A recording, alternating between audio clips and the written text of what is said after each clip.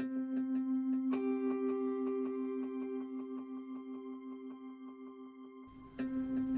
you follow the principle about what had happened and what happened, you can't get anything that's more closer to home to anyone.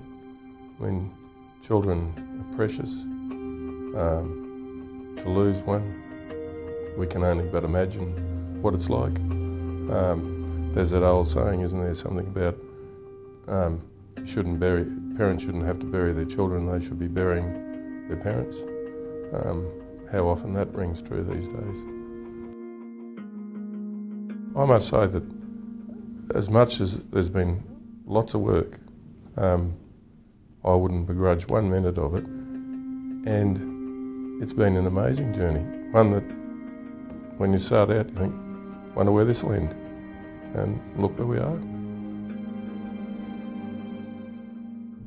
We know that police and SES started searching the area out here up to a week prior to the arrest and charges being laid in relation to Daniel's suspected abduction and murder. And so they had come out here to begin a preliminary search, I guess. And it was on Saturday, August 13th, that Brett Peter Cowan was charged with Daniel's abduction and murder. There were 5 charges laid. Now, 2 of those charges relate to Daniel being taken from the bus stop at Woombye. So those 2 charges were deprivation of liberty and child stealing. The 3 other charges relate to the alleged crime scene, and they involve indecent assault of a child under 16, murder, and interfering with a corpse. We do a lot of pro bono work, and we're a member of QPilch, which does pro bono work. What it's about is we should be out there for those who deserve or are deserving, who can't afford it. They should be able to have a go. I often say that the best law that you can ever breed, so to speak, is law that is challenged on a principle. Well, really from the first day, Bruce and I made a pact that we were never going to give up on Daniel. And we said we'd always find a way to find him. I suppose every day you get up, you walk past his photo and you sort of say, yep, maybe today. But the day that we got the news of the actual arrest was like it was just a complete shock, because it's a day that you're sort of waiting for, but never really expected it to happen. Hi Peter, it's Kristen from the Courier Mail. How are you? I just wanted to talk to you about a story that we're looking at doing for Saturday's paper. We've been speaking to Bruce and Denise about some of the people who they feel have made a significant contribution to getting the investigation to this point, and your name was raised.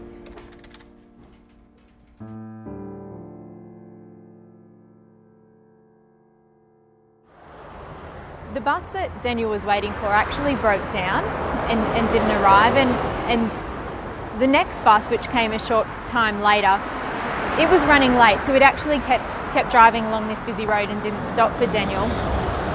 We know that witnesses have said at that point, when that bus went past and didn't stop, Daniel's head went down, in I guess in a gesture of disappointment.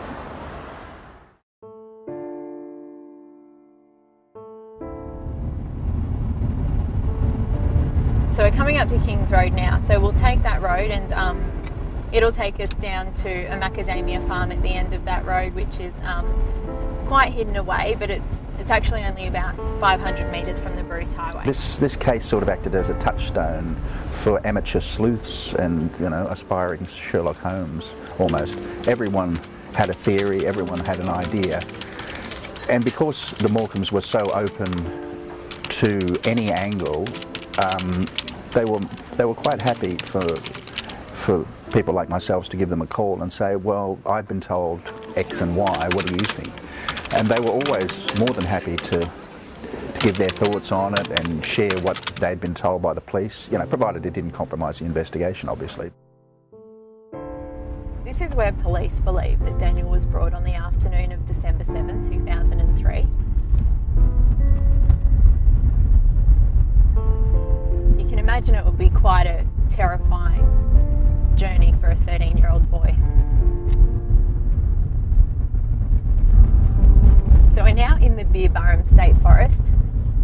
So as you can see, it's very dense bushland. And it does feel quite isolated. Oh, mainly because it's really been my pleasure to do that. They're such good people, and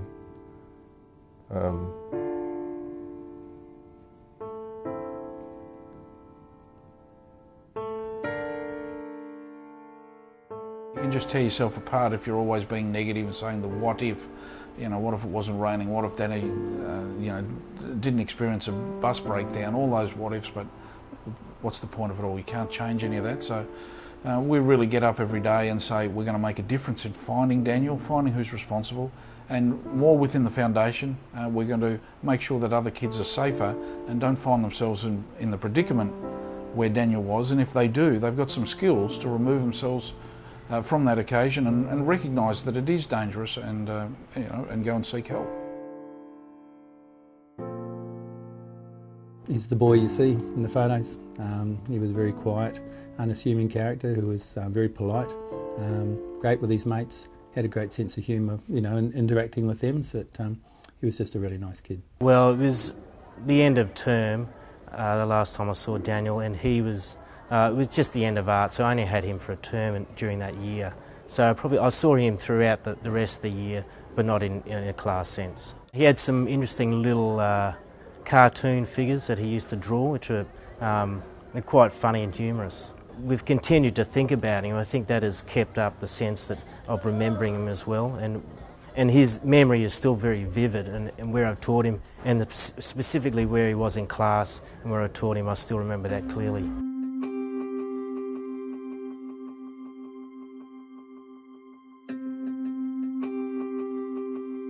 Strength. I don't know how they get up every day. So that's just one of the things that you have to deal with. The Morcombes are the most tenacious couple I think I've ever come across in something like this. The moment this occurred, they made it very clear to journalists that they would work with them to try and find their son's killer, and they kept up the pressure for 8 years. They were absolutely relentless in their determination to find this person or persons. And Bruce had a wonderful comment. I think he said this many times, but he said it again when the most recent arrest was made, which was that the person who did this picked on the wrong family, and that has become so apparent. They did. No one probably expected the family to keep going and going and going and going. It hasn't been easy for 7.5 years, just to get up every day and keep going. We owe Daniel more than that, so.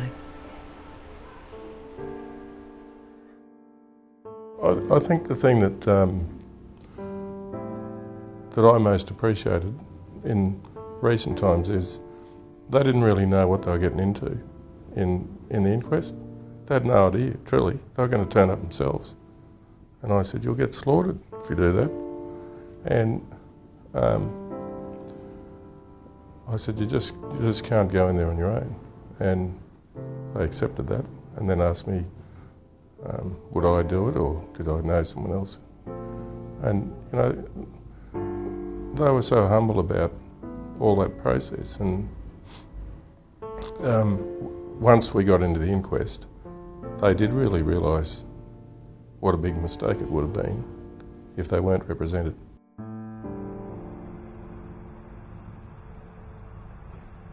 So this search area here in the Glasshouse Mountains, we're at the end of Kings Road, and behind me is a macadamia farm. Just further north of the macadamia farm is a dam and a small swampy area, which is a former sand quarry. The search for Daniel Morcombe is focused on a small patch of bushland. It's about 91 square metres between the macadamia nut farm and the swampy area. Now, we discovered where this search area was the day after Brett Peter Cowan was arrested, and between August 13 and now, I'd say I've been out here probably about a dozen to 18 times. When we got towards the end of the inquest, there was no doubt that inquest was extremely valuable, and it was no doubt that it was necessary. And who drove that? The Morcombes. No one else drove it. They were on their own, asking the coroner for the coroner's inquest. That was against advice, was their judgment, and that's why we're where we are. And that shows some teeth, given where they've been, and there'd been a lot of investigation, but they still wanted to know. And that's that drive that you just can't buy. And when Bruce says they picked on the wrong family, they really did. I think they were active participants in the investigation process, and again I say that they weren't interfering with the police investigation in any way, but they were kept informed. I think it's already been established that they had a bat phone straight to the Commissioner, which they had a mobile phone where the Commissioner had their number, and he would inform them of any major breakthroughs in the case. But yeah, they maintained their own interest, forensic kind of interest in all the evidence that was coming in, and they had their own theories, and they were hugely involved in the investigation process, from what I could gather. The evidence that's been retrieved, the bones and Daniel's shoes, etc., that are being found.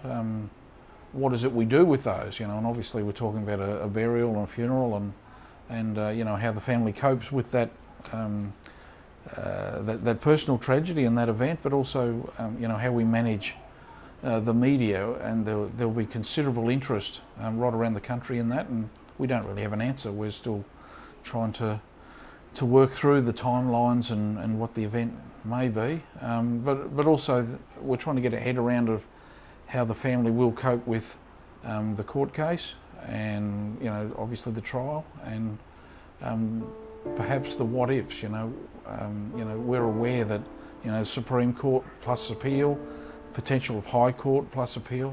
It won't be an easy process and may take quite a number of years. So we just try and mentally factor that in, that it's not done yet.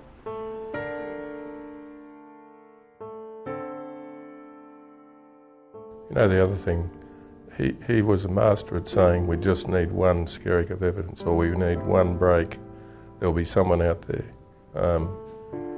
And there were times that there were crackpots, absolute crackpots, that I didn't appreciate how many there were until I started to get some, because your name gets published, and you say to Bruce, how many of these you had to deal with?